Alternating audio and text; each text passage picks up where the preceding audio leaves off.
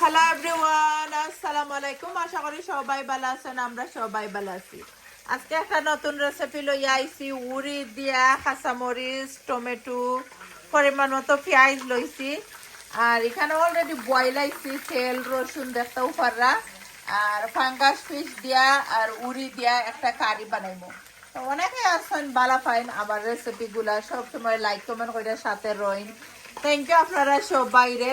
আর অনেক sister and brother আছেন comment দিবা ফুল রেসিপি দেখতাম চাই।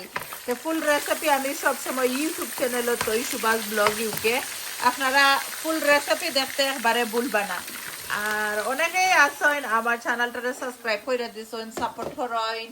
থ্যাংক ইউ আপনারা সবাইরে যারা আমার অলওয়েজ সাপোর্ট করেন সবসময়।